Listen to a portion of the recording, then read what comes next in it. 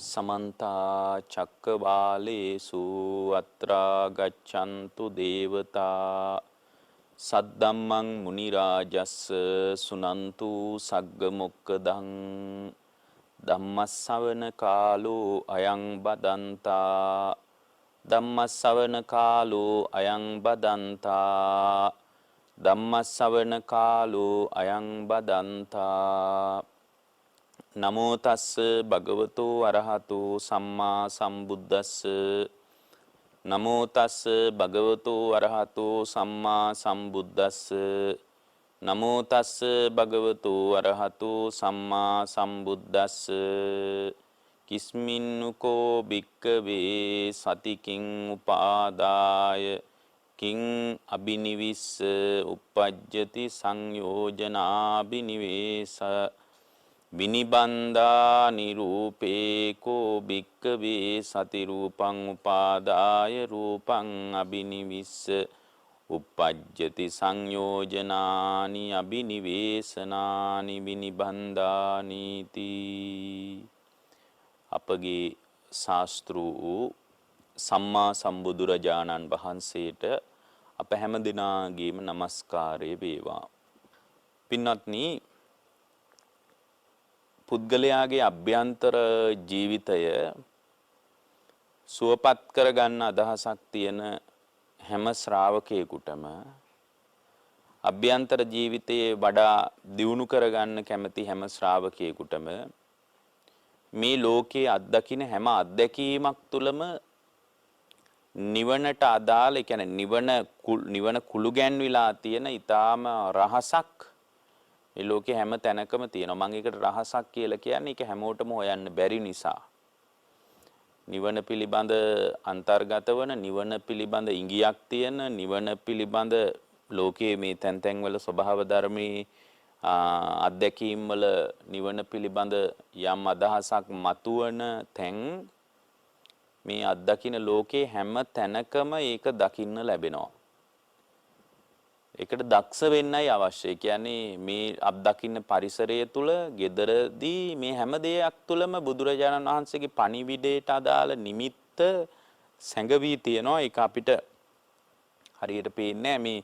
මේ ගෙවල් දොරවල් වල තියෙන බිත්ති වල ඉඳලා මේ බිත්තියක තියෙන සම්පූර්ණයෙන්ම පින්වත්නි දැන් තින්ත ටික ගෑවට පස්සේ ආය මේ ටික දවසක් යනකොට ඒ බිත්තිය ජරා ජීර්ණ වෙනකොට, ඒ බිත්තිය තිබ්බ තත්ත්වය වෙනස් වෙනකොට පවා කියන පණිවිඩය තමයි මේ ලෝකේ අනිත්‍යයි, විපරිණාමයි, පවතින ස්වභාවයට කොච්චර හැඩ කළත් තියාගන්න බෑ කියන කතාව. ඒ වගේ හැම ඉතාම ස්වල්ප දේවල් වල පවා ඒ පණිවිඩයට අදාළ නිමිත්තක්, පණිවිඩයේ කුළු ගැන්විච්ච ඉතා සුන්දර අවස්ථාවක් හොයාගන්න පුළුවන්.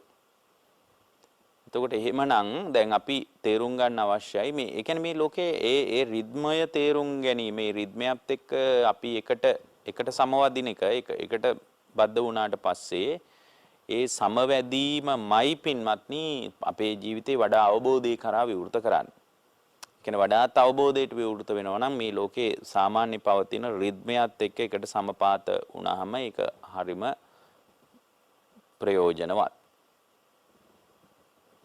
ඔය බොහෝ කාලේ බුද්ධ කාලයේ හිටපු බොහෝ උදවිය පවා ඒ ස්වභාවය පිළිබඳ ගැඹුරු හැඟීමක් තිබිලා තියෙනවා. ඒ ගැඹුරු හැඟීමෙන්ම තමයි ඔවුන් මේ ධර්මීය පැත්තට, ධර්මීය දිශානතියට ඔවුන්ගේ ජීවනචර්යාව විවෘත කරගන්නේ. ඒ නිසා අපට බුදු කෙනෙක්ගේ පණිවිඩය තුළ ඒ කුළු ගැන්වෙන කාරණේ ඊටාම වැදගත් දෙයක්. ඒකට මම හොඳ ලස්සන උදාහරණයක් ඔබට කියන්නම්. බුදුරජාණන් වහන්සේගේ කාලේ වැඩ හිටියා එක රහත් තෙරණියක් දන්තිකා කියලා. ඒක ටිකක් අප්‍රකට නමක්, දන්තිකා කියලා රහත් තෙරණියක්. ඉතින් ඇය බොහොම තරුණ නව යෞවන වියේ ඉඳලා පැවිදි ජීවිතයට ආපු රහත් තෙරණියක්. ඇය පැවිදි ජීවිතයට ඇවිල්ලා මේ බොහොම හොඳින් Tamanගේ ආධ්‍යාත්මීය වෙනුවෙන් කැප වුණා. ඇයට තේරුණා මේ සාමාන්‍ය කාමභෝගී ජීවිතයට වඩා මේ පැවිද්ද අතිශය සුන්දර එකක්. මේ පැවිද්ද තුල අපි හිතනවට වඩා නිවීමක්, අපි හිතනවට වඩා සැනසීමක්, අපි අත්දකින්න ලෝකයේ තියෙන මේ අපි ගත කරන ජීවිතයට වඩා ඉතා සුන්දර අත්දැකීම් ටිකක් මේ පැවිදි ජීවිතයේ තියෙනවා. ඒක ඒ අත්දැකීම් සුන්දරයි කියන්නේ කොච්චර සුන්දරද කියනවනම් ඒක සම්පූර්ණයෙන්ම නික්කම්මයට බර සුන්දරත්වයක්. සම්පූර්ණයෙන්ම අවිහිංසාවට බර සුන්දරත්වයක්. සම්පූර්ණයෙන්ම අව්‍යාපාදයට බර සුන්දරත්වයක්. ඒ තුල කැළඹිච්ච ගතියක්. ඒ තුල කාමයේ මිශ්‍ර වෙච්ච ගතියක්. ඒ තුල ද්වේෂයේ මිශ්‍ර වෙච්ච ගතියක්, හිංසාව මිශ්‍ර වෙච්ච ගතියක් නෑ. මොකද ලෝකයේ සතුටු වෙන්නේ කාමයට එක්ක. ලෝකයේ සතුටු වෙන්නේ හිංසාවත් එක්ක. ලෝකයේ සතුටු වෙන්නේ එකටක කිරීම, ව්‍යාපාදේ වගේ දේවල් එක්ක තමයි ලෝකේ සතුටු වෙන්නේ. නමුත් මේ කතා කරන සැනසෙල්ල, මේ කතා කරන සුවපත් වීම සම්පූර්ණයෙන්ම නික්කම්මයට බර, අව්‍යාපාදයට බර, අවිහිංසාවට බර එකක් නිසා ඒ තුල රාගයයි කාමයයි මිශ්‍ර වීමක් නැති නිසාම ඇය හිතන්නේ නැති අනික සමහර විට මෙවැනි තෙරණින් වහන්සේලාගේ ජීවිතේ කාමයට බරවම ගෙවෙන්න ඇති. මොකද ಭಾರತයේ කියන්නේ බුදුරජාණන් වහන්සේ ළඟට මුලින් ඇවිල්ලා පැවිදි වෙන අය බොහෝ පිරිසක් ඒ අය මේ මුලින්ම හොඳට කාම සම්පත් විඳලා ඒ වගේන් හෙම්බත් වෙලා තෙරපිලා මිරිකිලා බුදුරජාණන් වහන්සේ ළඟට එන්නේ. මේ දන්තිකා කියන තෙරණියගේ ජීවිතය තුල ධර්මයට ඇය විවෘත වෙනවා. හැබැයි ඇගේ තේරි ගාථාවේ ඇයි කොහොමද විවෘත වුනේ කියලා නෑ, අපදානේ නෑ. නමුත් ඇයි තාම කැමැත්තෙන් ධර්මයට ඇවිල්ලා තියෙනවා. ඉතින් ඇය මේ මැටි පාත්‍රයකුත් අතට අරගෙන Tamanගේ කෙස්වැටි කපලා දාලා කහට වස්ත්‍රයකුත් දරාගෙන ඇය ගිජ්ජකූට පර්වතයෙන් පහළ පැත්තේ තියෙන දුෂ්කර ගම්වල ගයක් ගානේ මේ උදේ කාලේ ඇය පිණ්ඩපාතේ වැඩියා. ඇය පිණ්ඩපාතේ වැඩම කරලා මේ ඇය පිණ්ඩපාතේ වඩින අතරේ පිණ්ඩපාතේ යන කාලය තුල ඇය දැනගත්තා මේ ලෝකේ ලැබිච්ච දෙයකින් සතුටු වීම මතමයි පැවිද්ද තියෙන්නේ. ඒ ලැබිච්ච දෙයකින් සතුටු වීම මත ගතවන පැවිද්ද ඊටාම අතිශය ප්‍රියමනාප වූ සුන්දර වූ චමත්කාර ජනක වූ අවස්ථාවක් කියලා ඇය මේ දන්තිකා කියන රහත් තෙරණිය දැනගත්තා. ඒ වෙනකොට ඇය රහත් වෙලා නැහැ පින්වත්නි. ඇය අරහත්ත්වයක් ගැන දන්නේ නැහැ. ඇයගේ ජීවිතේ මේ බුදු සමයේ විවෘත වුණු මුල් අවධිය මේ. ඊට පස්සේ ඇය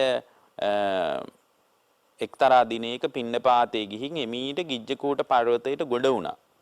මොකද බුදුරජාණන් වහන්සේ අගය කළා හුදේකලාවේ බවුන් වඩමින් ආධ්‍යාත්මික ජීවිතයකට විවෘත වෙමින් පවිවේකයට බැඳී යන ජීවිතයක් තුළ උපන් වීරියට බැඳී යන ජීවිතයක් තුළ ලැබිච්ච දෙයකින් සතුටු වන ජීවිතයක් තුළ සිහිය Tamanගේ පැත්තේ තබාගෙන ගත කරන ජීවිතයක් තුළ ප්‍රඥාව මෝරණ ස්වභාවයක් භාග්‍යවතුන් වහන්සේ අපට පැහැදිලි කළා. ඒ නිසා උන්වහන්සේලා මේ වඩාත් හුදේකලාවට ඇලිලා වාසය කරන්න ප්‍රිය වුණා. සමහරවිට මේ දන්තිකා වගේ රහත් තෙරණියක් ඒ හුදේකලාවට ප්‍රියභාවයෙන් නිසාම වෙන්න ඇති හිමීට ගිජ්ජකූට පර්වතයේ උඩට ගොඩ වුණේ. ඉතින් ඇය මේ විදියට ගොඩ වෙලා දවල් කාලේ ගිජ්ජකූට පර්වතයේ මේ ඉඳලා බණ භාවනා කරගෙන ඉඳලා හිමීට පහළට හවස් වෙනකොට බැස්සා. දවල් කාලේ ඇය මේ මධ්‍යහන වෙලාවේ සාමාන්‍ය ගිජ්ජකූට පර්වතයෙන් පහළට එනකොට ඇය දැක්ක පින්වත්නි එක්තරා මේ හස්ති රාජයෙක් ඇතෙක් හොඳට නාවලා ගඟෙන් ගොඩට ගන්නවා දැක්කා. ඒ පහළට එනකොට දැක්ක ගඟෙන් ඇයව මේ එකපාරම ගොඩට ගන්නවා දැක්කා. ඉතින් ගොඩට ගන්නවා ඇය දැක්කට පස්සේ දැන් ඇය පහළට බහිනකොට මේ ඇතෙක් නාවලා ගොඩට ගන්නවා. එතකොට මේ දියෙන් ගොඩට ආපු ඇතෙක් දැකලා ඒ ඇතා කිට්ටුවේම ඉන්න ගම් යූරේ ඉන්න ඇත් ගොව්වක් දැක්කා. මේ හෙන්ඩුවක් අතේ තියාගෙන ඉන්න ඇත් ගොව්වත් මෙයා දැක්කා. මේ ඇත් ගොව්වක් දැකලා පින්වත්නි ගඟින් ගොඩට ආපු ඇතත් ඇත් ගොව්වක් දෙන්නම දැකලා ඇය දැක්ක මේ ඇත් ගොව්වා මේ ඇතාට සංඥාවක් කරනවා මේ කකුල ඉස්සරහට දික් කරන්න කියලා. එතකොට මේ ඇතාට කකුල දික් කරන්න කියලා කියනකොට සංඥා කරනකොට මේ හස්ති රාජයා කකුල ඉස්සරහට දික් කරනවත් මේ රහත් තෙරණිය එකපාරම දැක්කා. පුරිසෝ අංකු සමාදාය දේහි පාදන්ති යාචති පාදේ දෙන්න කියලා යාචනය කරද්දී ඇය බලාගෙන හිටියා පහළට බහිනකොට මේ හස්ති රාජයා මේ පාදේ බොහොම ලස්සනට උඩට දික් කරනවා. ඒ දික් කරනකොට නාගෝ පසාරීහි පාදං පුරිසෝ නාග මරුහි. ඒ කියන්නේ පාදයේ ඉස්සරහට දික් කරනකොට මෙතන නාග කියන්නේ නාගයට නෙමෙයි මෙතන කියන්නේ ඇතාට නාගයා කියලා කියන්නේ. නාගෝ පසාරහි පාදං. පාදයේ ඇතා ඉස්සරහට දික් කරනකොට මේ රාත්තරණිය දැක්කා පුරිසෝ නාග මාරුහි. පුරුෂයා මේ කකුලට අඩිය තියලා ඇතාගේ උඩට ගොඩ වෙනවා දැක්කා. දැන් මේක තමයි අය දකින්න සිද්ධිය. එතකොට මේ සිද්ධිය දැක්කහම ඇයට හිතෙන දේ තමයි මේ හස්ති රාජයා මුලින් මේ විදියට দমনය වෙච්ච හස්ති රාජෙක් නෙමෙයි. මුලින් මේ වගේ দমনය වීමක් නැහැ. එතකොට මිනිස්සයා මේ පාදයට කකුල තියලා නැග ගන්නකොට මේ හස්තියා හොඳටම দমনය වෙලා. එතකොට මේ මිනිසා තමයි මේ හස්තියා මේ විදියට দমনය කළේ. මේ කැලෑවේ ඉන්න හස්තියෙක් ගෙනල්ලා මේ විදියට দমনය කරලා මේ පාදයේ දික් කරන්න කියනකොට පාදයේ දික් කරලා පාදයේ උඩට අඩිය තියලා ඒ පාදයේ උඩින් අඩිය තියාගෙනම හස්තියාගේ ඇඟ උඩට නගින තරමට මේ මිනිස්සයා තමයි මේ හස්තියාව দমনය කළේ. මිනිස්සයා තමයි මේ හස්තියා මේ මට්ටමට අරගෙන ආවේ. ඒ නිසා මේ මිනිස්සයා තමයි මේ වැඩේ කරන්න දක්ෂ වුණේ කියලා මේක බලාගෙන හිටියා කියනවා.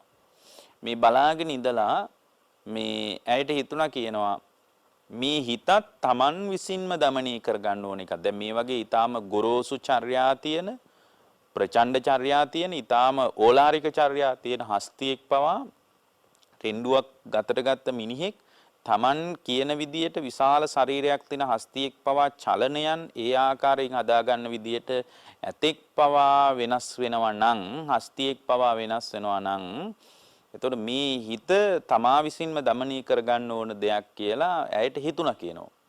මම ඇයිගේ තේරගතාවේ තියෙනවා මම ඒක තදින් මම ඒ දැක්ක අත්දැකීම හිතට ගත්තා කියනවා.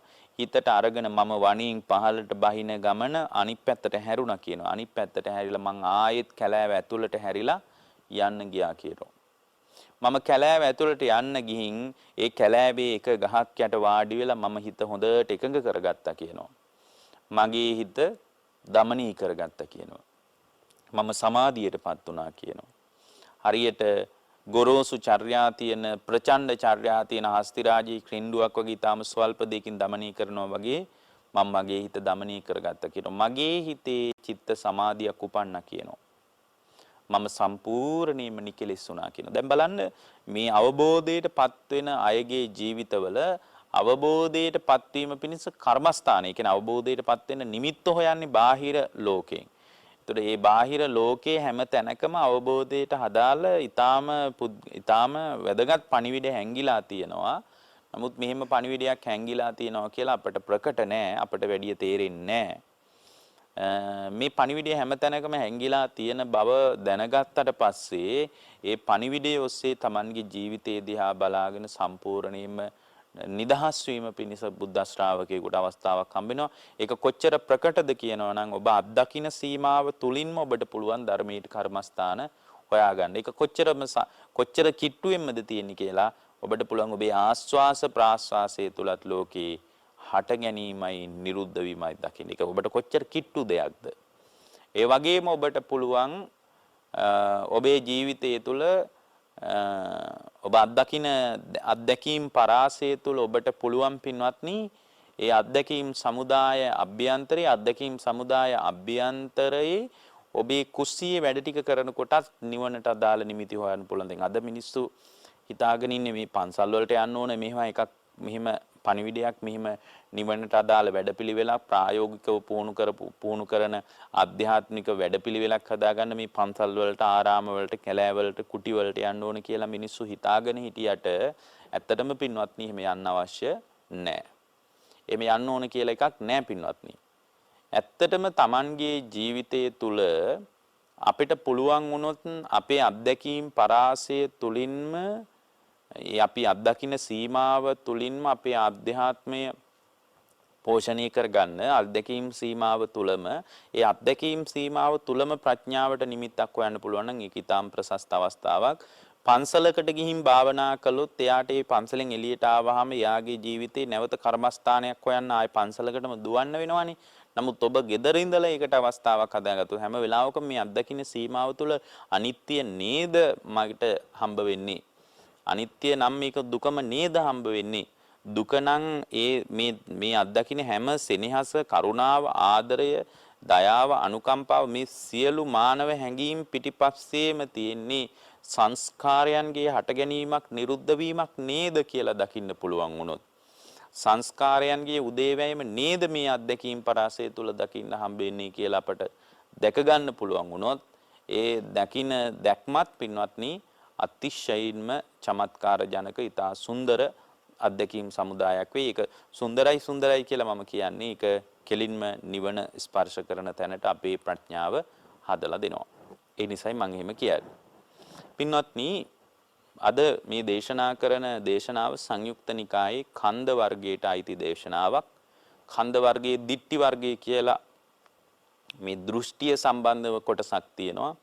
ඒක තියෙනවා විනිවේෂ සූත්‍රය කියලා බොහොම රමණීය ලස්සන දේශනාවක්. අද මේ දේශනාව අපි විනිවේෂ සූත්‍රයේ ඇසුරෙන් තමයි මේ දේශනාව සිද්ධ කරන්නේ.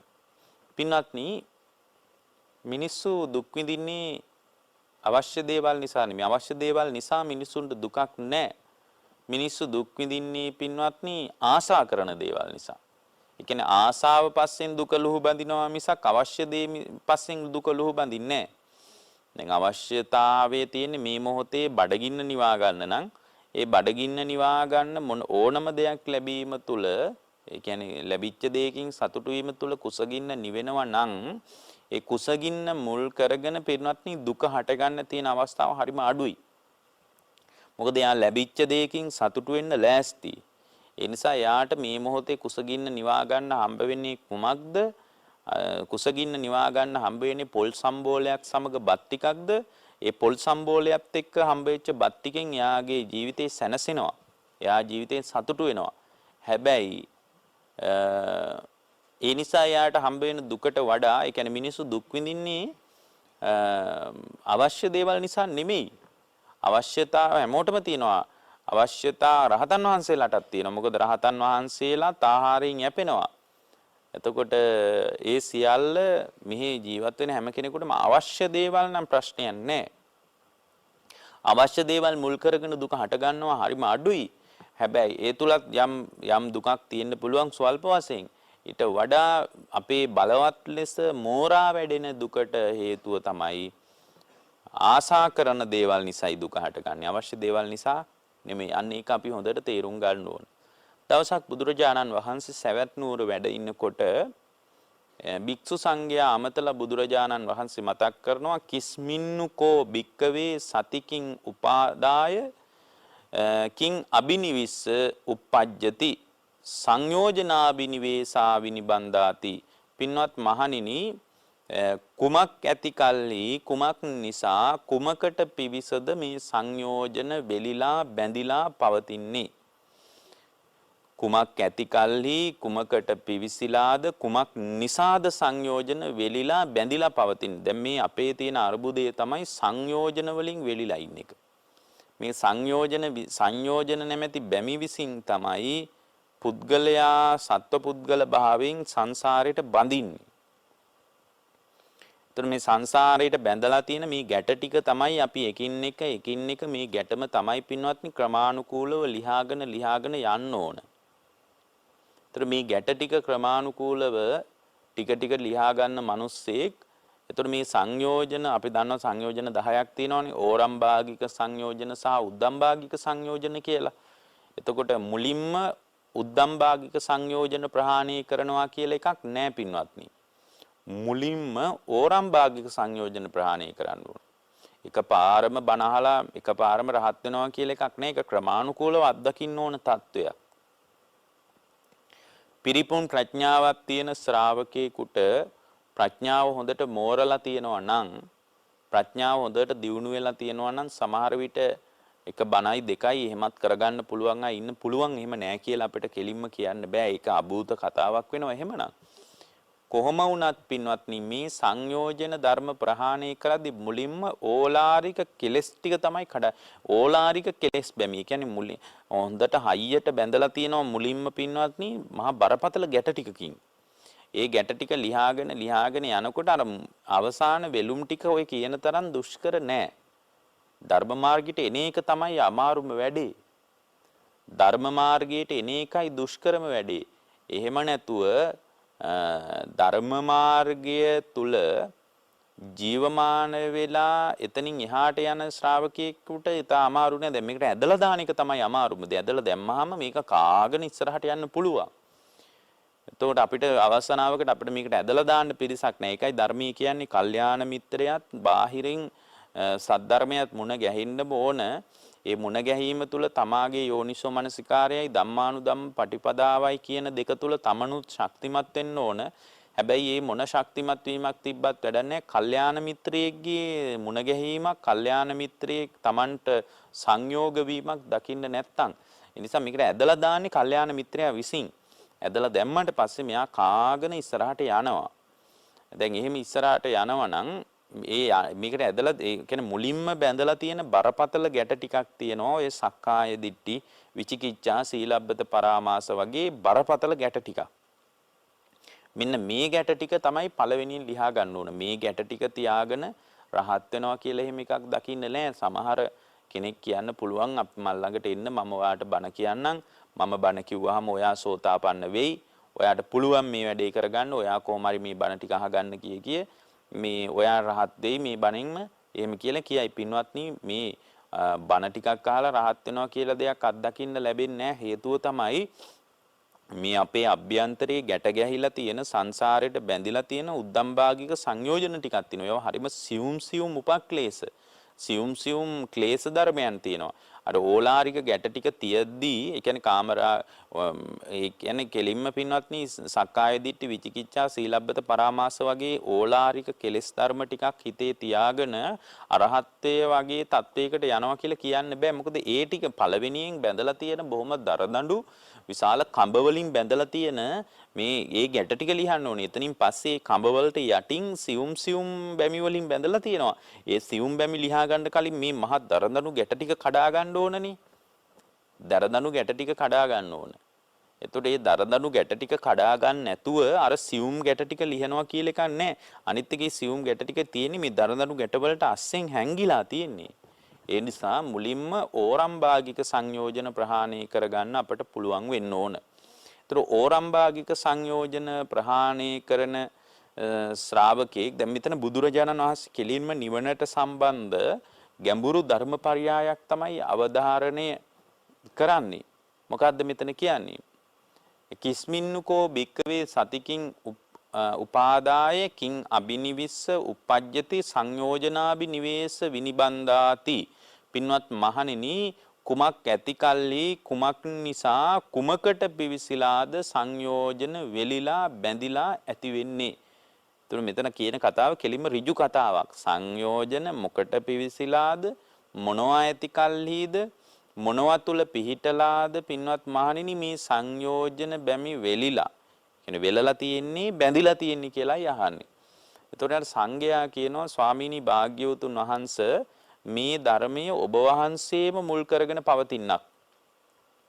මේ ධර්මයේ භාග්‍යවතුන් වහන්සේ මුල් කරගෙන පවතිනක්. ඒ නිසා ස්වාමීනි මේ වගේ කතාවක් අපට ග්‍රහණය වෙන්නේ නැහැ. භාග්‍යවතුන් වහන්සේටමයි ග්‍රහණය වෙන්නේ.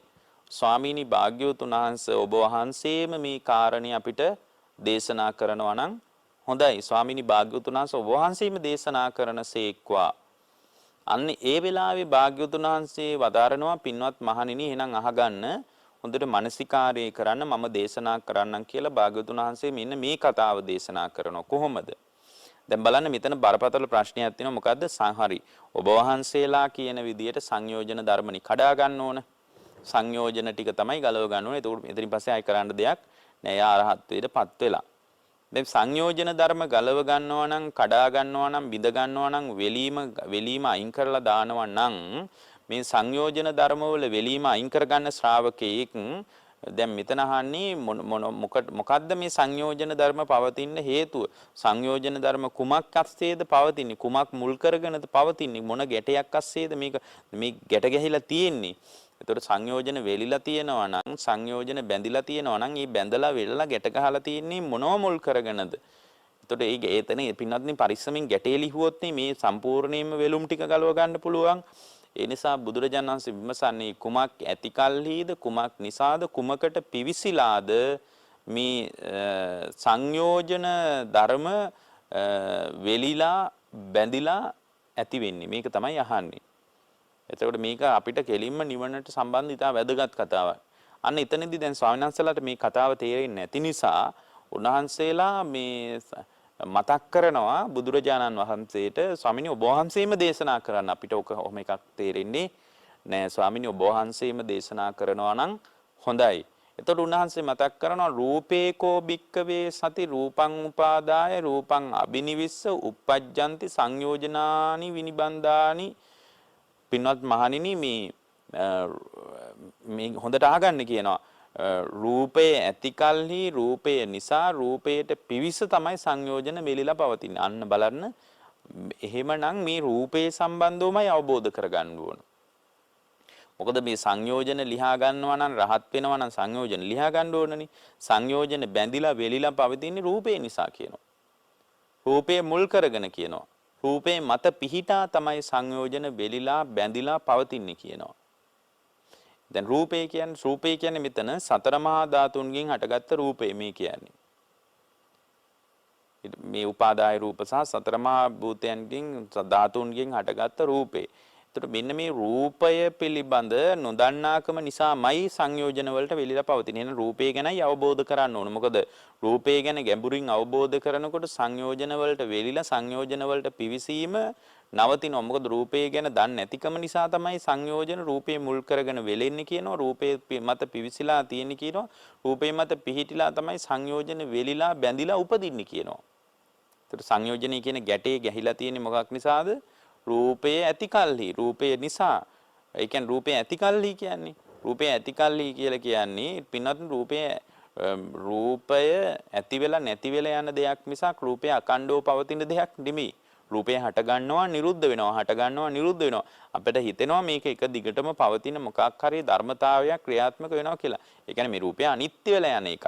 දැන් මේක රූපේ ඇත කියන ස්වභාවයට මේ රූපේ දිගට පවතිනවා කියන ස්වභාවයේ මත තමයි සංයෝජනේ පවතින්නේ. රූපේ වෙනස් වෙනවා කියලා දැනගන්නකොටම සංයෝජන කියන ගැටේ ලිහන්න පටන් ගන්නවා. ඒ ලිහෙන්නේ සක්කාය දිට්ඨිය කියන තැනින්. මොකද එතන ගැටේ ලිහන්න නැතුව යටින් තියෙන සියුම් ගැට ලිහන්න බෑ. මේ උඩින් බරපතල ගැට ටිකකින් ගැට ගහලා තියෙනවනේ. ඕරම්භාගික සංයෝජන නම් වූ ගැට ටිකෙන්.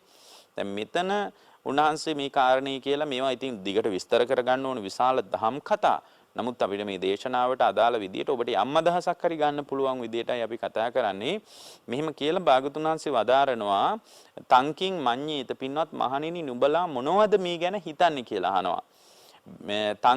තංකින් මඤ්ඤේත බික්කවේ රූපං නිච්ඡං වා අනිච්ඡං වාති. මහණෙනි රූපේ නිට්ටියද අනිත්‍යද කියලා අහනවා. දැන් භාග්‍යවතුන් වහන්සේ මෙතන දේශනා කරන්නේ තංකින් මඤ්ඤේත බික්කවේ රූපං අනිච්ඡං වා නිච්ඡං වාති. පින්වත් මහණෙනි නුඹලා මේ ගැන මොකද්ද හිතන්නේ කියලා අහනවා. මොනවා ගැනද? ඒ කියන්නේ දැන් අර රූපේ ගැන කතාවක් කිව්වනේ.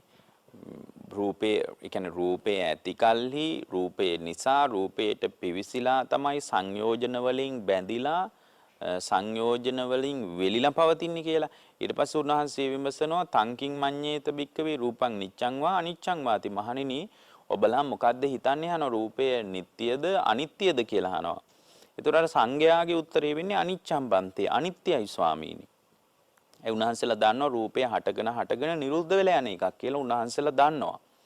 රූපේ ස්ථීරව එක දිගට පවතින ස්වභාවයක් නෙමෙයි තියෙන. දැන් නාම ධර්මයන් වල නම් හට ගැනීමයි නිරුද්ධ වීමයි අපිට ප්‍රකටව පේනවා. ඒ කියන්නේ ප්‍රකට කියන්නේ සියුම් නමුත් අපිට තේරෙනවා හට ගැනීමයි නිරුද්ධ වීමයි. නමුත් දැන් රූපය එකපාරම බැලූ බැල්මට හට ගන්නවා නිරුද්ධ වෙනවා පේන්නේ නැහැ. හැබැයි කාලයක් රූපේ දිහා බලාගෙන ඉන්නකොට අවුරුදු 5කට කලින් ගත්ත ඡායාරූපයක් සහ දැන් ගන්න ඡායාරූපය අතර වෙනසක් තියෙනවා කියන එකෙන් තේරෙනවා රූපය අනිත්‍ය වෙන එකක්. මේ මගේ තිබ්බ කොණ්ඩේ දැන් නෑ නේද ඒ විදියට. මගේ තිබ්බ හැම දැන් නෑ නේද. මගේ තිබුණු රූපය දැන් නෑ නේද කියලා Tamanට තේරෙන්න පටන් ගන්නවා. ඒක රූපේ නිට්ටය එකක් නෙමෙයි රූපේ අනිත්‍ය එකක්. මේ අනිත්‍ය ස්වභාවය දන්නේ නැතිකම නිසා කියනවා සංයෝජන වෙලෙන්නේ. සංයෝජන බැඳෙන්නේ. එතකොට අනිත්‍යකම දන්නේ නැති නිසා රූපේ උපාදානය වෙලා රූපය තුල පිහිටා රූපය මුල් කරගෙන සංයෝජන බැස ගන්නවා බැඳෙනවා ගැට ගැහෙනවා කියලා කියන්නේ. ඊට පස්සේ උන්වහන්සේ මතක් කරනවා යං පනානිච්ඡන් දුක්ඛං වාති සුඛං වාති. මේක තමයි බුදුදහමේ දේශනා ආඛ්‍යානෙ. මේ හේතුඵල සහිතව මේ කාරණේ ඊට පස්සේ ගැට ගැහෙන විදිය කියනවා. යං පනනිච්ඡං දුක්ඛං වා සුඛං වාති. එහෙමනම් පින්වත් මහණෙනි අනිත්‍ය නම් ඒ කියන්නේ වෙනස් වෙනවා නම් ඒ වෙනස් වෙන රූපය වෙනස් වීම නිසාම ඒ කියන්නේ මට ඕන විදිහට පවතින්නේ නැහැ නේ. දැන් පෙරල වෙනස් වෙනවනේ. වෙනස් වෙනවා නම් ඒක නිට්ටයද අනිත්‍යද? අනිත්‍යයි. අනිත්‍ය නම් දුකයිද සැපයිද කියලා අහනවා. දුක්ඛම් බන්තේ ස්වාමීනි රූපේ දුකයි කියනවා. යං පනානිච්ඡන් දුක්ඛං විපරිණාම ධම්මං. පින්වත් මහණෙනි අනිත්‍යයි නම් දුකයි නම් පෙරලෙනවා නම් එතන කියන්නේ යං පනනිච්ඡන් දුක්ඛං වාති සුඛං වාති කියවනේ. පින්වත් මහණනි දුකයිද සැපයිද? දුක්ඛම් බන්තේ කියලා ස්වාමීන් වහන්සේලා පිළිතුරු දෙනවනේ. දුකයි නම් යං පනනිච්ඡං වා දුක්ඛං විපරිණාම ධම්මං. අනිත්‍ය නම් දුක නම් පෙරලෙනවා නම් මෙතන තව එකක් කියනවා දුක නම් මේක පෙරලෙනවා.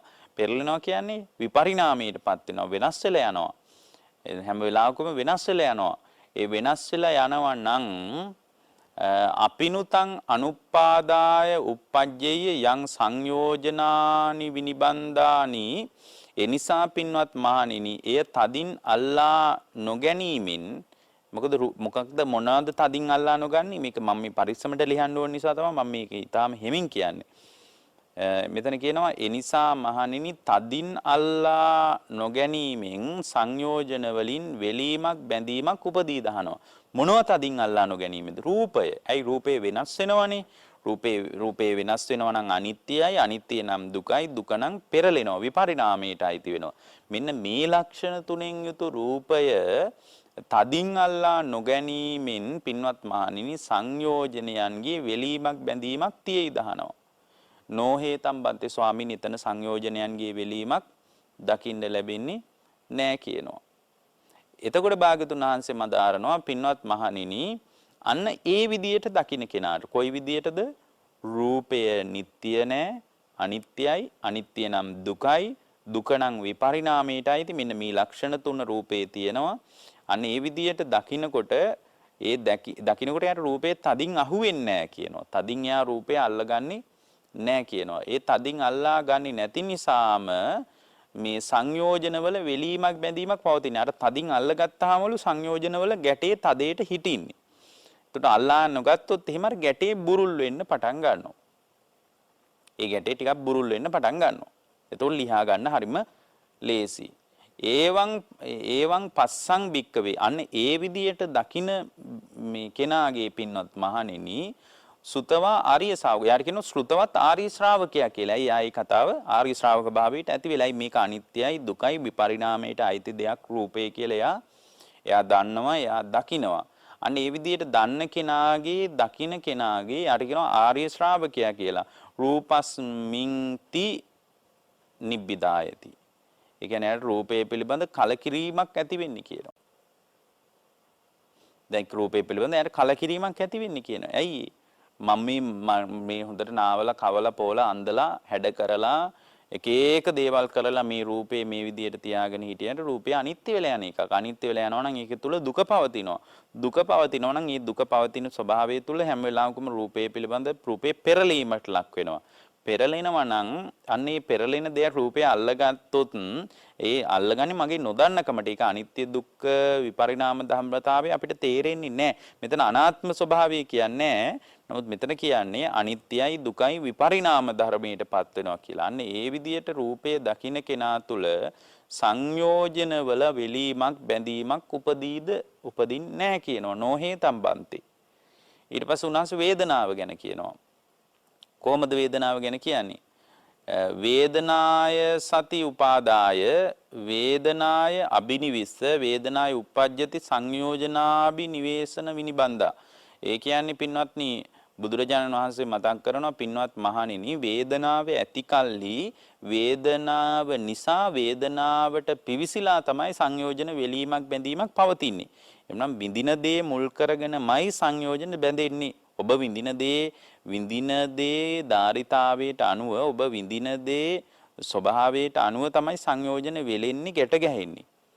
එතකොට ඔබ විඳින දේ පිළිබඳ යථාර්ථ අවබෝධයටපත් වුණොත් ඒ සංයෝජන ගැට ටික ලිහෙන්න පටන් ගන්නවා. ගැට ටික බුරුල් වෙන්න පටන් ගන්නවා. වෙලිලා තියෙන සංයෝජන වෙලීම නවතින්න පටන් ගන්නවා. එතකොට වේදනාව මුල් කරගෙන වේදනාව ඇති කල්හි වේදනාව නිසා වේදනාවට පිවිසිලා ඔන්න වචන තුන මතක තියාගන්න. වේදනාව ඇති කල්හි දැන් අපිට වේදනාව තියෙනවා. ඇති කල්හි කියලා කියන්නේ අපි වේදනාව විඳිනවනේ. වේදනාව අපි ඉවසන්න දන්නේ නෑ. දැන් බුදුවරු වේදනාව ඉවසාවදාරනවා.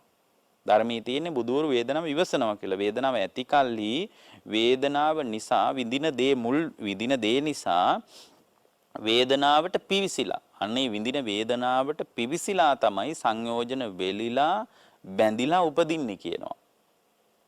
තංකින් මඤ්ඤේත පින්වත් මහණෙනි ඔබලා මොකද්ද හිතන්නේ කියලා අහනවා. තංකින් මඤ්ඤේත භික්කවේ වේදනං නිච්ඡං වා අනිච්ඡං වාති. පින්වත් මහණෙනි වේදනාව නිට්ටයද වේදනාව අනිත්‍යද කියලා අහනවා.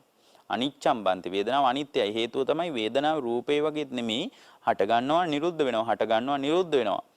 ඒ කියන්නේ වේදනාව මේ මොහොතේ ඇසමුල් කරගෙන ඇති වෙන චක්කු සම්පස්සජා වේදනාව හටගෙන නිරුද්ධ වෙනවා. එතකොට සෝත සම්පස්සජා වේදනාව හට ගන්නවා නිරුද්ධ වෙනවා. එතකොට හට ගන්නවා නිරුද්ධ වෙනවා හට ගන්නවා නිරුද්ධ වෙනවා ස්වභාවයක් නම් තියෙන වේදනාවේ ඒ හට ගන්න ස්වභාවයයි නිරුද්ධ වෙන ස්වභාවයයි මට ප්‍රකට නැති නිසා මාව වඩාත් ඒකට සංවේදී නැති නිසා මට හිතෙනවා වේදනාව අකණ්ඩව පවතිනවා කියලා. මොකද ඇස මුල් කරගෙන චක්කු සම්පස්සජා වේදනා කියලා එකක් හට ගන්නවා. කන මුල් කරගෙන සෝත සම්පස්සජා වේදනා කියලා එකක් හට ගන්නවා. දිව මුල් කරගෙන જીවහා සම්පස්සජා වේදනා කියලා ස්වභාවයක් හට ගන්නවා. එතකොට මේ චක්කු සම්පස්ස, සෝත සම්පස්ස, ගාන සම්පස්ස, જીවහා සම්පස්ස, කාය සම්පස්ස, මනෝ සම්පස්ස කියන පස්සේ මුල් කරගෙන ස්පර්ශය ප්‍රත්‍යයෙන් විඳීමක් හට ගන්නවා. ස්පර්ශය නිසා මිනිසු විඳිනවා. ඒ විඳින දේ හට ගන්නවා නිරුද්ධ වෙනවා. එකට පවතින්නේ නැහැ. ඇස මුල් කරගෙන හට ගන්න චක්කු සම්පස්සජා වේදනාව හටගෙන නිරුද්ධ වෙනවා. ඊට පස්සේ සෝත සම්පස්සජාව හටගෙන නිරුද්ධ වෙනවා. හට ගන්නවා නිරුද්ධ වෙනවා ස්වභාවයක් තමයි ඇසේ කනේ නාසයේ දිවේ කයේ මනසේ කියන මේ ආයතන හය මුල් කරගෙන ඇති වෙන ස්පර්ශයේ මැදිහත් වෙලා ස්පර්ශයේ හේතු කරගෙන ඇති වෙන වේදනාවේ තියෙන්නේ. මොකද මේ ඔක්කොම එකවර හට ගන්නවා නිරුද්ධ වෙනවා ස්වභාවයක් අත්දකින්න හම්බ වෙන්නේ නැහැ.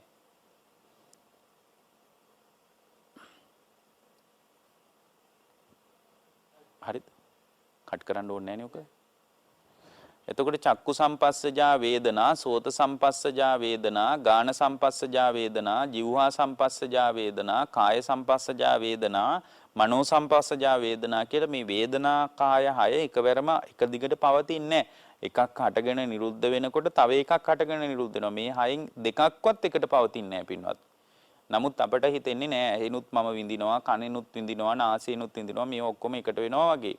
පින්වත් හට ගන්නවා නිරුද්ධ වෙනවා කියන ස්වභාවයක් තියෙන. එතකොට හට ගන්නවා නිරුද්ධ වෙනවා නම් හටගත්ත තැනම ආය අනිත්‍ය වෙලා වෙන හටගත්ත තැනම නිරුද්ධ වෙනවා නම් හට ගැනීමයි නිරුද්ධ වීමයි අතර ඒ කියන්නේ හට ගැනීමයි නිරුද්ධ වීමයි අතර මේ අනිත්‍ය වෙන ස්වභාවයක් තමයි තියෙන්නේ. එහෙමනම් වේදනාව අනිත්‍යයි. අනිත්‍ය වෙච්ච වේදනාවක්, ඒ කියන්නේ අනිත්‍ය වෙන වේදනාවක් පින්වත්නි ඒ තුල උන්වහන්සේ විමසනවා යම්පන නිච්ඡං දුක්ඛං වාතං සුඛං වාති යම්පනානිච්ඡං දුක්ඛං වා සුඛං වාති. පින්වත් මහණෙනි අනිත්‍ය නම් හොඳයි හට ගන්නවා නිරුද්ධ වෙනවනේ. දැන් ඔබට හොඳටම තේරෙනවා ඇසේ ස්පර්ශය හටගෙන නිරුද්ධ වෙනකොට කනේ ස්පර්ශය හටගෙන නිරුද්ධ වෙනවා. මේවා එකට පවතින දේවල් නෙමෙයි. හට ගැනීමත් නිරුද්ධ වීමත් කියන ස්වභාවයයි මේ තුල තියෙන්නේ. එහෙමනම් ඒ හටගෙන නිරුද්ධ වෙන ස්වභාවයක් නම් තියෙන්නේ. ඒ හටගෙන නිරුද්ධ වෙන අනිත්‍ය ස්වභාවයේ පවතිනවා නම් ඒ අනිත්‍ය ස්වභාවය තුල දුකයිද සැපයිද අහනවා. දුක්ඛම් බන්තේ තුල දුකක් තියෙන්නේ. ඇයි? පවතින්නේ නැහනේ එක දිගට. හටගෙන නිරුද්ධ වෙන ස්වභාවයක් නේ තියෙන්නේ. ඒතර හටගෙන නිරුද්ධ වෙන ස්වභාවයක් තියෙන මේ වේදනාව මගේ තියෙන අවිද්‍යාවට නෑ එක දිගට පවතින එකක් කියලා අපට හිතෙනවා. හටගෙන නිරුද්ධ වෙන කාලයවත් අපට හරියටම ලඝු කරලා ගණනය කරලා කියා ගන්න බෑ. එච්චරට අනිත්‍ය වෙලා යනවා. අනිත්‍ය නම් දුකයිද සැපයිද? දුක්ඛම් බන්තේ දුකයි. ස්වාමීනි යම්පන නිච්ඡන් දුක්ඛං විපරිණාම ධම්මං අනිත්‍ය නම් දුක නම් පෙරලෙනවා නම් අනිත්‍ය නම් දුක නම් පෙරලෙනවා නම් අන්න ඒ ස්වභාවයෙන් යුක්ත නම් අපිනුතං අනුපාදාය uppajjati යං සංයෝජනානි විනිබන්ධානි. ඒ කියන්නේ පින්වත්නි අනිත්‍ය නම් දුක නම් විපරිණාමයේ ධර්මයට අයිති නම් එය තදින් අල්ලා නොගැනීමෙන් මොකක් තදින් අල්ලා නොගැනීමෙන් වේදනාව. ඒ වේදනාව එක දිගට පවතිනවා කියලා අපි මෙච්චර කල් හිතුවා. දැන් එක දිගට පවතින්නේ නැහැ. ඒක වෙනස් වෙනවා. ඒ නිසා මේක තදින් අල්ලගෙන වැඩක් නැහැ. ඒ නිසා ඒක තදින් අල්ලා නොගැනීම නිසා සංයෝජනවල වෙලීමක් බැඳීමක් පවතී දහනවා. අන්න එහෙමනම් වේදනාව පිළිබඳ තදින් විඳින දේ තදින් අල්ලා ගැනීම වේදනා උපාදානෙ මේකට කියනවා වේදනා උපාදානස්කන්ධය. මෙන්න මේ වේදනා උපාදානස්කන්ධය නිසා තමයි සංයෝජන වෙලිලා බැඳිලා පවතින්නේ. වේදනාස්කන්ධයක් ක්‍රියාත්මක වෙනකොට සංයෝජන වෙලෙන්නේ නැහැ බැඳෙන්නේ නැහැ. ඒකයි රහතන් වහන්සේලාට තියෙන පංචස්කන්ධයක් මිසක් පංච උපාදානස්කන්ධයක් නෙමෙයි. වෙලීමක් බැඳීමක් ඒ තුල දකින්න හම්බ වෙන්නේ නැහැ. එවන වෙලීමක් බැඳීමක් ඒ තුල දකින්න ලැබෙන්නේ නැත්තම් ඒ නැති වෙන්න හේතුව තමයි ආ වේදනාව උපාදානය කරගෙන නැහැ. වේදනාවේ ඇත්ත කතාව හටගෙන නිරුද්ධ වෙනවා කියන කතාව දන්නවා. මේකම තමයි පින්වත්නි සංඥාවටත් සංකාරයටත් විඥාණයටත් මේ පංචස්කන්ධයම දැන් අපිට ඔක්කොම කියන්න වෙලාව නෙමෙයි මේ විනිවේෂ සූත්‍රයේ පින්වත්නි ටිකක් හොයාගෙන බලන්න මේක හුඟක් ගැඹුරුයි. නමුත් මේ ධර්මයේ හරියටම තේරුම් ගත්තොත් මේ ධර්මයේ තේරුම් ගැනීම මතමයි පින්වත්නි දුකහමාර වෙන්නේ සංයෝජන ටික වෙලිලා ගැට ගැහිලා පවතින කාරණේ අයින් වෙලා යන්නේ. දැන් අපි තව කාරණයක් බලමු. දැන් රූප වේදනා සංඥා සංකාර විඥාන. මෙන්න මේ පංච දැන් විඥානය අපි හිතමු. දැන් බුදුරජාණන් වහන්සේ මතක් කරනවා මේ දේශනාවේදී විඥානේ සති උපාදාය විඥානං අබිනිවිස්ස විඥානං uppajjati සංයෝජනාබි නිවේසන විනිබන්දා. ඒ කියන්නේ විඥානයේ ඇතිකල්හි විඥානයේ නිසා විඥානයට පිවිසිලා තමයි සංයෝජන වෙලිලා බැඳිලා පවතින්නේ. ඒතර විඥානයේ නිසා පවතිනකොට අපිට ඒක තේරෙන්නේ නැහනේ. හැබැයි ඊට පස්සේ උන්වහන්සේ ඒක තේරෙන මට්ටමට ගේනවා. කොහොමද? තංකින් මඤ්ඤේත පින්වත් මහණෙනි නුඹලා මොකද්ද මේ ගැන හිතන්නේ? විඥානං නිච්ඡං වා අනිච්ඡං වාති මහණෙනි විඥානයේ නිට්ටියද අනිත්‍යද අහනවා. අනිච්ඡම් බන්දේ. ඇයි? චක්කු විඥානයේ පවතිනකොට සෝත විඥානයේ පවතින්නේ නැහැ. හට ගන්නවා නිරුද්ධ වෙනවා. හට ගන්නවා නිරුද්ධ වෙනවා. ඒතකොට මේ එක දිගට පවතින්නේ නැහැ පින්වත්නි. එක දිගට පවතින්නේ නැහැ. නමුත් අපිට පේන්නේ එක දිගට පවතිනවා වගේ. කියන්නේ ඇහෙන් ගන්න චක්කු විඥානය, මානසිකාර ප්‍රත්‍යයෙන් ඇති වෙන චක්කු විඥානය එකට පවතිනවා. සෝත විඥානය එකට පවතිනවා. ඒ කියන්නේ මං කියන එකත් ඔබට ඇහෙනවා, මාවත් පේනවා. ඉතින් ඔබට හිතෙන එක සාධාරණයි නේ එකට පවතිනවා කියලා. නමුත් පින්වත්නි එකට පවතින්නේ නැහැ. චක්කු විඥානයේ තියෙනකොට එතන සෝත විඥානේ නැහැ. සෝත විඥානයේ තියෙනකොට එතන ගාන විඥානේ නැහැ. නමුත් ඔබ බලානිද්දි මා දැන් ටීවී එක බලනවා නම් ඔබට මාව පේනවා, ඔබට මං කියන එක ඇහෙනවා. ඒ චක්කු විඥානේ ඔබ තුල ක්‍රියාත්මක වුණ නිසා තමයි මාව පේන්නේ. සෝත විඥානේ ක්‍රියාත්මක වුණ නිසා තමයි මාව ඔබට ඇහෙන්නේ. එතකොට මම දැන් ඊළඟට ආයෙ කියනවා චක්කු විඥානේ තිබ්බොත් සෝත විඥානේ නැහැ කියලා. දැන් චක්කු විඥානේ තියෙනකොට සෝත විඥානේ නැත්තම් ඇයි ඔබ වහන්සේ අපිට පේන වෙලාවෙම ඇහෙන්නේ? පේන වෙලාවෙම ඇහෙනවා නෙමෙයි.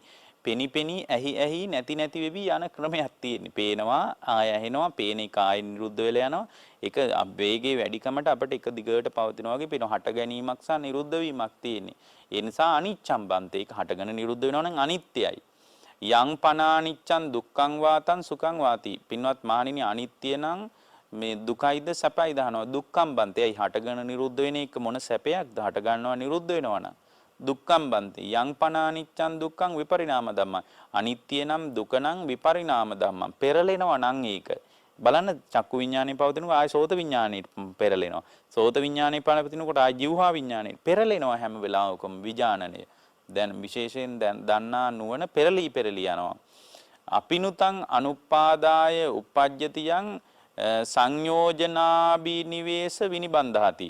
පින්වත් මහණෙනි අන්න එනිසා ඒක දන්න කෙනාගේ කොහොම දන්න කෙනාගේද විඥානය හටගෙන නිරුද්ධ වෙනවා කියලා දන්නවා. ඒ නිසා අනිත්‍යයි කියලා දන්නවා, දුකයි කියලා දන්නවා, විපරිණාම ධර්මයට අයිති කියලා දන්නවා. එන්නේ එහෙම දන්න කෙනාගේ සංයෝජනවල වෙලීමක් බැඳීමක් උපදී දානවා. වෙලීමක් බැඳීමක් උපදින්නේ නැහැ. එහෙනම් අපිට තේරෙනවා රූප වේදනා සංඥා සංකාර විඥාන කියන පංචස්කන්ධය තුල තමයි පින්වත්නි පංචස්කන්ධය ඇතිකල්හි පංචස්කන්ධය නිසා පංච උපාදානස්කන්ධය මත පිවිසිලා තමයි සංයෝජන බැඳීලා සංයෝජන වෙලිලා උපදින්නේ.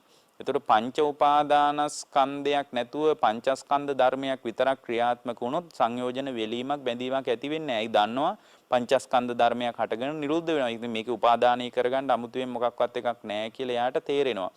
මෙන්න මේ විදියට දකිනකොට ඒවං පස්සම් භික්කවේ සුතවා ආර්ය ශාවකෝ ආර්ය ශ්‍රාවකයා මේ පංචස්කන්ධය පිළිබඳ මේ විදියට දැනගන්නවා.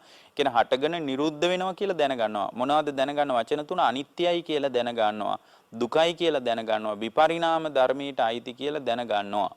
මෙන්න මේ දැන ගැනීම තුළ භාග්‍යවතුන් වහන්සේ වදාරනවා එයාට රූපය ගැන රූපස්මින්පි නිබ්බින්දති. රූපය ගැන යාට කලකිරෙනවලු. වේදනායපි නිබ්බින්දති. වේදනාව ගැනත් කලකිරෙනවලු. සංඥායපි නිබ්බින්දති. සංඥාව ගැනත් කලකිරෙනවලු. සංකාරේපි නිබ්බින්දති. සංකාරය ගැනත් කලකිරෙනවා. විඥානම්පි නිබ්බින්දති. විඥානය ගැනත් කලකිරෙනවලු. ඇයි කලකිරෙන්නේ? හටගෙන නිරුද්ධ වෙනවා. මගේ මෝඩකමට අවිද්‍යාවට එක දිගට පවතිනවා කියලා මම හිතාගෙන හිටියා. නිබ්බින්දති කලකිරීම නිසා. කලකිරෙනවා කියන්නේ මේ බෙල්ල වැල දාගන්න හිතෙනවා කියන එක නෙමෙයි. කලකිරීම නිසා නිබ්බින්දති විරජ්‍යති. කලකිරීම නිසාම ඒ කලකිරීම මුල් කරගෙන පින්වත්නි විරාගයක් නොයල්මක් හිතේ හට ගන්නවා. ඇලෙන්නේ ඇයි? හටගෙන නිරුද්ධ වෙන දෙයකට ඇලිලා වැඩ මන් රූපය විඳින දේවල් සංඥාව අඳුන ගන්න දේවල් රූප සංඥා, ශබ්ද සංඥා, ගන්ධ සංඥා, රස සංඥා, පොට්ටබ්බ සංඥා, ධම්ම සංඥා වශයෙන් ඔබ හඳුන ගන්න දේ ලෝකේ තියෙනවනේ හඳුනා ගන්න දේවල්. ඒ හඳුනා ගැනීම මුල් කරගෙන ඔබ තුල ඇතිවෙන හඳුනා ගැනීම සම්පූර්ණයෙන්ම යාට තේරෙනවා හටගෙන නිරුද්ධ වෙන ස්වභාවයක්. ඒ නිසා විරාගයක් නොයල්මක් හට ගන්නවා. විරාගා විමුක්ඛති. විරාගයේ නිසාම හිතේ මිදීමක් ඇති වෙනවා. මිදීම නිසා විමුක්තස්මින් විමුක්තമിതി ඥානං හෝති. මිදීම නිසා මිදුනා කියලා ඥානයක් උපදිනවා. ඒ මොනවගින්ද මිදෙන්නේ? පංචස්කන්ධයෙන් මිදෙන්නේ. වෙන මොකෙන්වත් මිදිලා වැඩක් නැහැ. පංචස්කන්ධයෙන් මිදුනොත් තමයි විමුක්තිය මතුවෙන්නේ. මිදීම නිසා කීනා ජාති උසිතම් බ්‍රහ්මචරියං කතං කරණීයං නාපරං ඉත්තත්තායාති පජානාති. කීනා ජාති කියන්නේ ජාති යාගේ දැන් ඡේ වෙලා. මොකක් දැන ගැනීම? පංචස්කන්ධය අනිත්‍ය වශයෙන්, දුක් වශයෙන්, විපරිණාම වශයෙන් දැන ගැනීම තුල යාගේ මේ කීනා ජාති මේ ජාතිය ක්ෂය වෙලා උසිතම් බ්‍රහ්මචරියම් බඹසරත් දැන් සම්පූර්ණ වෙලා ඉවරයි. කතං කරණීයයි දැන් කරන්න ඕන වැඩේ යා කරලත් ඉවරයි පින්වත්නි. නාපරං ඉත්තත්තායි පජානාති. එයා පින්වත්නි දැන් කරන් රහත් වීම විනිස අවබෝධය පිණිස දැන් කරන්න දෙයක් නැහැ කරලා ඉවරයි පින්වත්නි. ඒතකොට එහෙමනම් තේරෙනවා පංචස්කන්ධය. දැන් මේක දේශනාවක් පුහුණු කළත් ඇති එයාගේ ජීවිතය අවබෝධයෙන්. ඔබ හැම දිනාටම අද මේ දේශනා කරපු දේශනාව ජීවිත අවබෝධය, ධර්ම අවබෝධය ආශ්‍රව ක්ෂය කරලා නැවත උපතක් කරා හට ගන්න නැති විදියටම නිදහස් වීම පිණිස මේ දේශනාව උපකාර වේවා, හේතු වේවා, වාසනාව වේවා කියලා අපි